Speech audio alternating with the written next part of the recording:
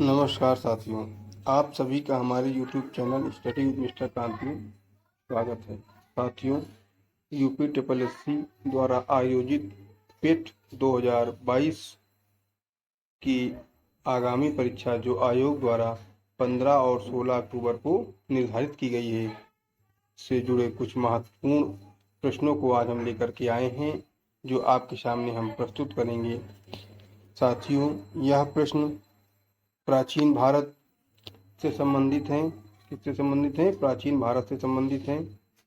और हम आशा करते हैं कि हमारे द्वारा बताए गए इन महत्वपूर्ण प्रश्नों को पढ़ने के बाद आप लोगों को निश्चित रूप से आगामी परीक्षा पेट 2022 में बहुत मदद मिलेगी। तो आइए प्रारंभ करते हैं प्राचीन भारत के कुछ महत्वपूर्ण प्रश्नों को।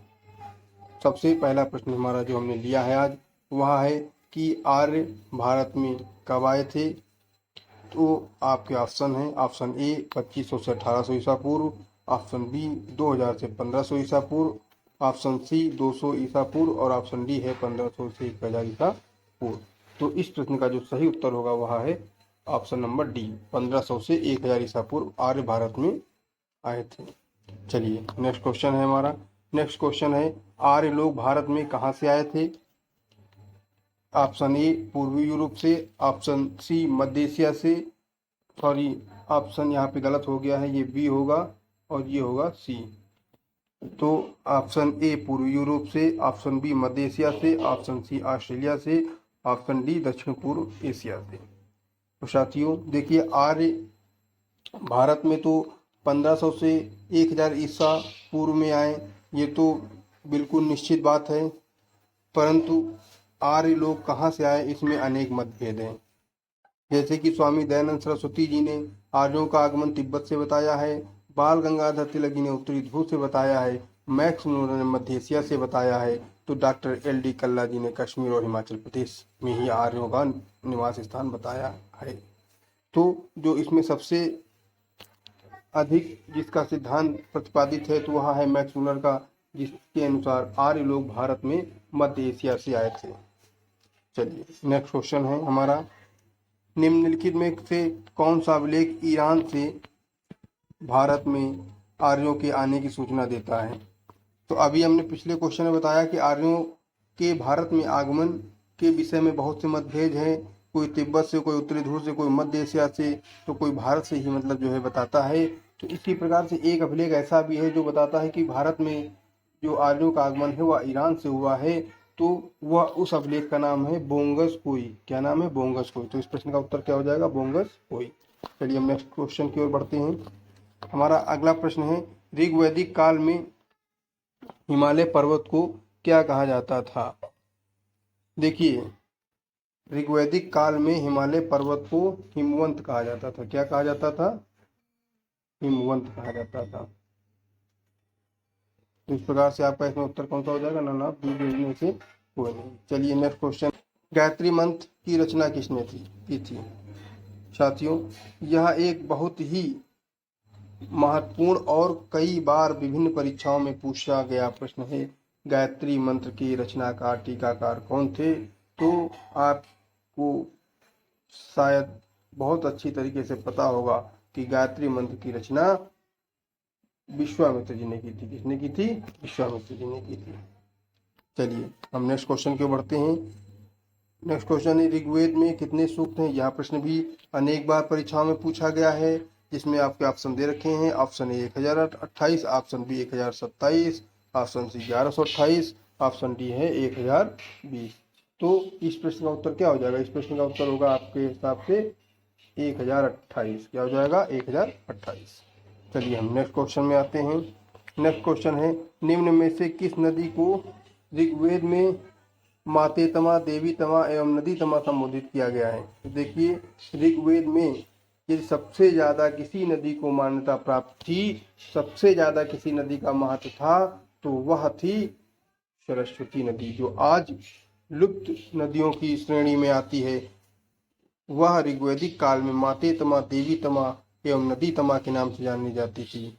उस नदी का नाम था सरस्वती नदी। यह प्रश्न भी पीसीएस जैसी परीक्षाओं में पूछा गया प्रश्न। चलिए नेक्स्ट क्वेश्चन की ओर हम बढ़ते हैं। वैदिक कर्मकांड में होता का संबंध किससे है? देखिए बहुत ही महत्वपूर्ण प्रश्न है। यह प्रश्न कई बार परीक्षाओं में पूछा गया है कि होत्र या होता किससे संबंधित है। तो ऋग्वेद को पढ़ने वाले विद्वान को, पंडित को होत्र या होता कहा जाता था। इसे होत्र भी कहते थे। क्या कहते थे? होत्र। चलिए नेक्स्ट क्वेश्चन की ओर हम बढ़ते हैं। नेक्स्ट क्वेश्चन है, ऋग्वेद में वर्णित देवताओं में से सबसे प्रमुख देवता कौन थे? देखिए ऋग्वेदिक काल में सबसे ज्यादा जिस देवता का नाम आया है उनका नाम है इंद्र। नेक्स्ट क्वेश्चन है, प्रसिद्ध गायत्री मंत्र कहाँ से लिया गया है? अब आप बताइए। यह प्रश्न भी कई बार परीक्षाओं में पूछा गया है और पेड 2022 के अनुसार भी जो है बहुत ही महत्वपूर्ण है। तो प्रसिद्ध गायत्री मंत्र कहाँ से लिया गया है? वो यह लिया गया है ऋग्वेद में। अभी हमने इसके विषय में आपको बताया कि इसमें 1028 सूक्त हैं, ठीक है। और यदि मैं इसमें ऋचाओं की बात करूं तो ऋचाएं कितनी है? 10,580 ऋचाएं, 10,580 ऋचाएं। चलिए तो यह मंत्र कहाँ से लिया गया है? ऋग्वेद से लिया गया है। चलिए नेक्स्ट क्वेश्चन की ओर बढ़ते हैं। निम्नलिखित में से कौन सा ब्राह्मण ग्रंथ ऋग्वेद से संबंधित है? देखिए ऋग्वेद से संबंधित ब्राह्मण ग्रंथ दो हैं। कौन से? एक तो है ऐतरेय और दूसरा है कौशिकी। तो इसमें कौन सा आपका ऑप्शन सही हो जाएगा? ऐतरेय। ऋग्वेद से संबंधित ब्राह्मण ग्रंथ कौन सा है? ऐतरेय ब्राह्मण। चलिए नेक्स्ट क्वेश्चन की ओर बढ़ते हैं। नेक्स्ट क्वेश्चन है, ऋग्वेद में उल्लिखित प्रसिद्ध 10 राजाओं का युद्ध किस नदी के किनारे लड़ा गया था? देखिए बहुत ही महत्वपूर्ण प्रश्न, कई बार परीक्षाओं में पूछा गया है कि जो ऋग्वेद में उल्लिखित प्रसिद्ध 10 राजाओं का युद्ध है वह किस नदी के किनारे लड़ा गया था। तो इस प्रश्न के लिए आपके ऑप्शन दे रखे हैं। Option A Parushni, option B Saraswati, option C Vipasha, option D Askini. तो इस प्रश्न का उत्तर हो जाएगा 10 राजाओं का जो प्रसिद्ध युद्ध था वह लड़ा गया था परुष्णी नदी के तट पर। कहाँ पे? परुष्णी नदी के किनारे। अब आप ये बताइए परुष्णी नदी को क्या कहते हैं आज के समय? परुष्णी नदी को आज के समय में रावी नदी कहते हैं। कौन सी नदी कहते हैं? रावी नदी। बहुत ही महत्वपूर्ण प्रश्न है। परुष्णी नदी को कहते हैं रावी नदी। और यह युद्ध आर्यों की तरफ से लड़ा था राजा सुदास ने, जिनकी जीत हुई थी इसमें। और इस युद्ध का उल्लेख ऋग्वेद के 10वें मंडल में होता है। कहाँ पर होता है? 10वें मंडल में। चलिए ये हमारे प्राचीन भारत का आज अंतिम प्रश्न था। हम आशा करते हैं कि आपको पसंद आया होगा। यदि पसंद आए तो कृपया हमारे चैनल को लाइक, शेयर और सब्सक्राइब करना ना भूलें। धन्यवाद।